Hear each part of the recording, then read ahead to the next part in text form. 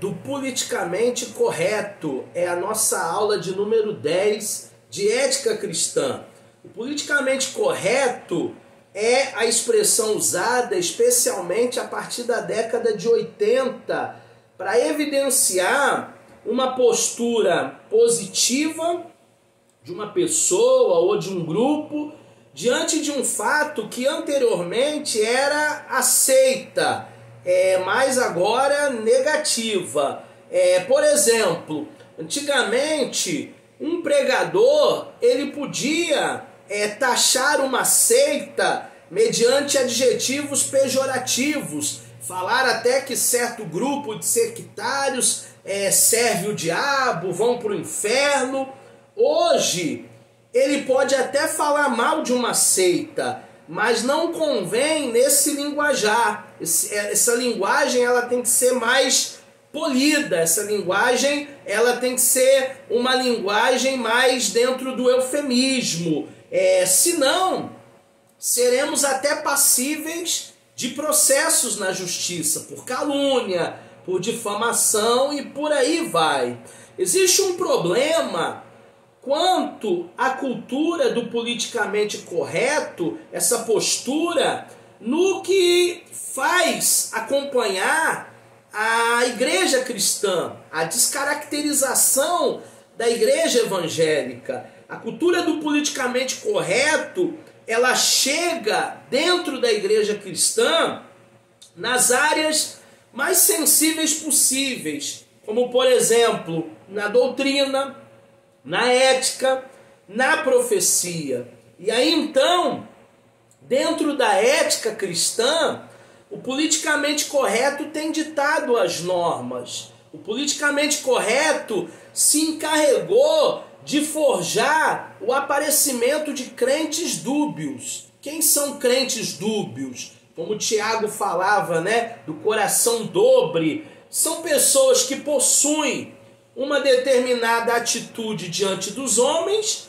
e outra postura diante de Deus. Então aí muitas vezes, dentro de uma postura dúbia, nós temos dois exemplos. O exemplo do ministro Dilson Funaro, lá no plano de inflação zero, na década de 80, nossos pais se lembram disso, ele mandou confiscar todos os gados para que o congelamento dos preços fosse efetivado. Aí descobriram que ele era criador de gados e que ele estava vendendo gados no mercado negro. E foram perguntar para o Dilson Funaro: olha, mas você não proibiu essa ação? Por que você está fazendo isso? E diante das câmeras de televisão ele disse, quem está fazendo isso não é o secretário do governo, quem está fazendo isso é o empresário, como se fosse outra pessoa. Não, é a mesma pessoa, tanto o empresário como o secretário do governo que deu a ordem é o mesmo. O segundo exemplo é de Edson Arantes do Nascimento, mais conhecido como Pelé. Uma vez perguntaram para o Pelé sobre a fé dele, a religião dele. E aí ele disse, que o Edson Arantes do Nascimento, ele tinha sim uma religião, mas ele não queria falar da religião dele. Já o Pelé não tinha religião alguma. Então o Pelé, para ele, é uma espécie de personagem dentro dessa postura dúbia. É possível termos duas posturas dentro de um ambiente social, uma postura privada e uma postura coletiva, uma postura social? O problema é que dentro dessa dubiedade, sempre existe uma negação da fé. Então aí nós temos casos de pessoas que estão dentro da igreja e que vestem lá uma máscara, vestem ali um rótulo de cristãos ou de crentes. Dentro de casa, parece que essa máscara cai, esse rótulo cai e a pessoa ela tem uma postura completamente diferente do que ela faz, do que ela realiza dentro da igreja. Parece que dentro da igreja ela encarna um personagem e dentro de casa ela não precisa ser esse personagem. Aí muitas vezes, dentro dessa postura dúbia, um amigo, ele vai querer agradar um outro amigo, mesmo contrariando os valores cristãos. Então você precisa observar 4 posturas éticas. Primeira, a ética verdadeira que temos, o que eu sou.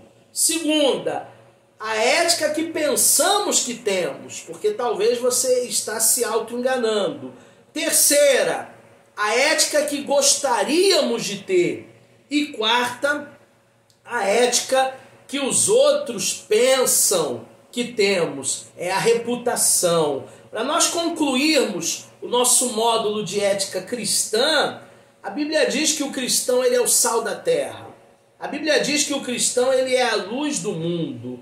E ele precisa se movimentar dentro desse mundo com valores tão controversos, com uma inversão de valores da qual vivermos, justamente como este sal, como esta luz. E aí seremos sim os referenciais para esse mundo tão movediço, tão estável, tão mutante como nós temos vivido. Eu quero terminar com um versículo lá de Colossenses, capítulo 3, versículos 23 e 24. E tudo quanto fizerdes, fazei de todo o coração, como ao Senhor, e não aos homens, sabendo que recebereis do Senhor o galardão da herança, porque a Cristo o Senhor servis. Fiquem todos com Deus, bons estudos, e no próximo vídeo eu vou passar o trabalho para vocês, para que vocês possam realizar o trabalho